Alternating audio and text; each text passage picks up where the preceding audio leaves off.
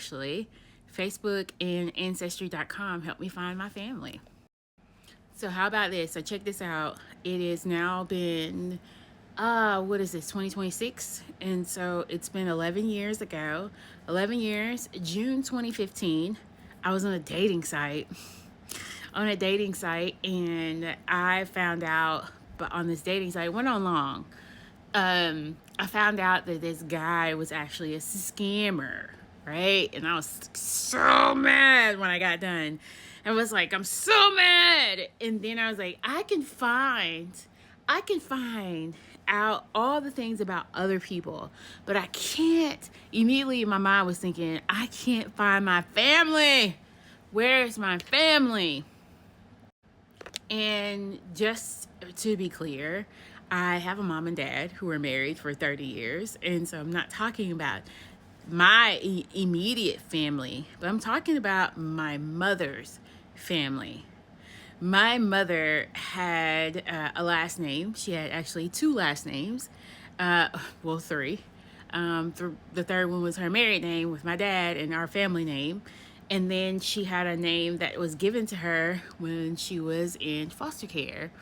And that last name is Maddox. And her real last name, her maiden name for real, is Tittle. Tell you more about that.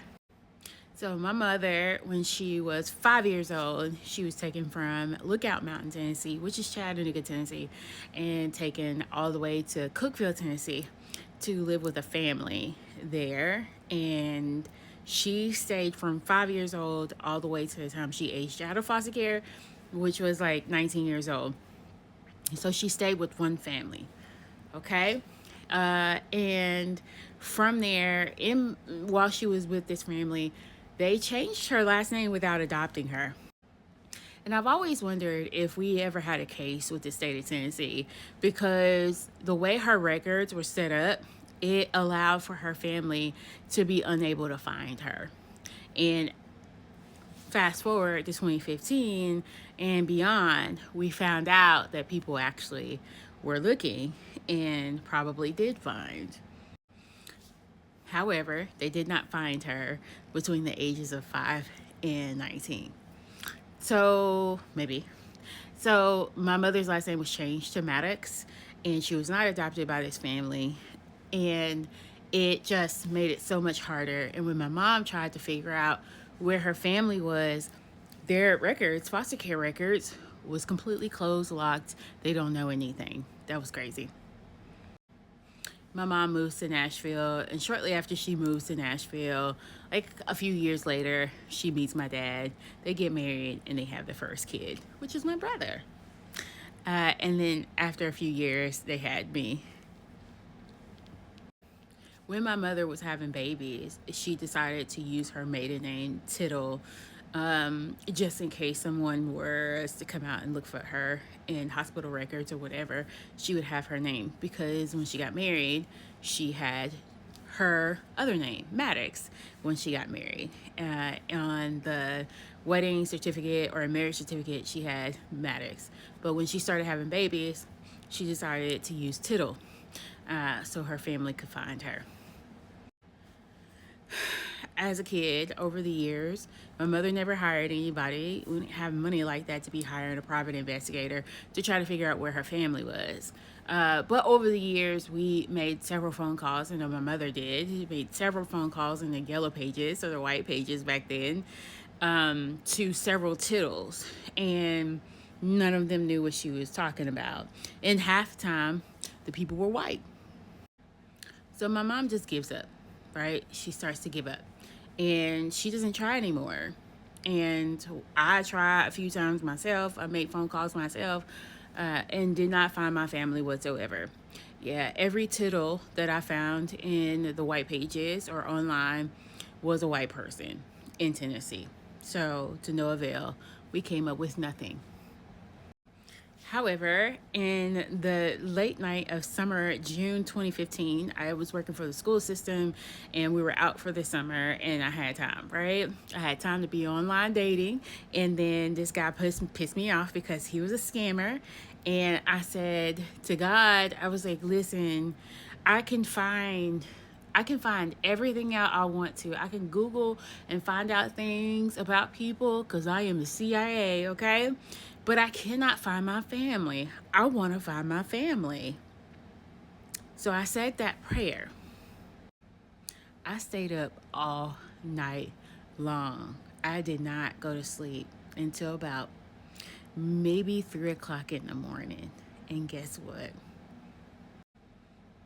I hardly ever got the sleep I needed that day because, in a matter of about 5 hours, I had found an obituary from someone in Chattanooga, and I also found a free 1930 Ancestry.com census.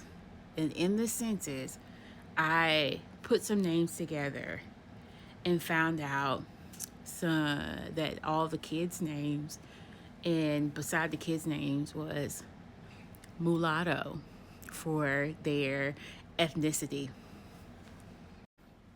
And I was thinking, I'm not quite sure. However, there is a name in here. There is a name that I recognize that my mother has said before because she can remember her mother's name. But there is a name in here. And let's just try this. Let me search. And I did. And it was a deep research online. And then it was by that next morning that I had a few names, and I went over to Facebook and to Messenger, and I was sending out Facebook Messenger messages to several individuals that did not have the last name of Tittle, but could tell me about Tittles because the last name Davis came up in an obituary, right? Davis and Williams. And so I was like, okay, Davis, and I sent lots of messages, inboxes. And then this guy popped up. I will never forget it. I went to the library for some reason. And I had all this adrenaline. And I had messaged Brandon Davis. And I was like, hey, saying who I was. I'm from Tennessee. And then he said, let me get you in contact with my dad, Lionel Davis. And I was like, okay, cool. Because he was like, my Aunt Mabel, I believe, had children. His dad, Lionel Davis, got back in contact with me. And when he told me that I had found the right family, it's a day I will never, ever forget. He said, Mabel,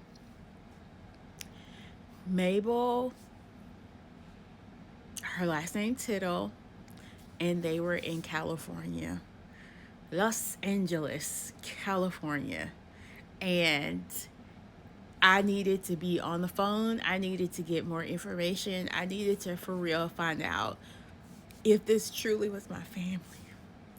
And I did not plan on crying with this, but at the time, my mom was 55 years old, and it had been a mystery.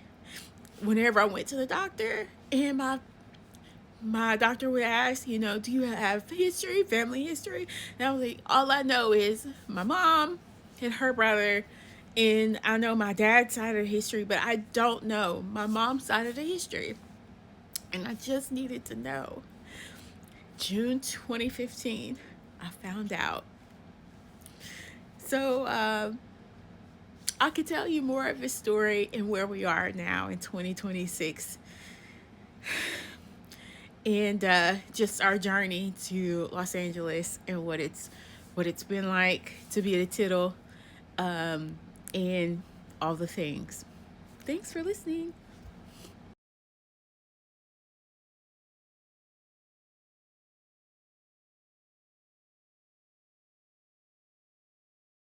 One more. Gotcha.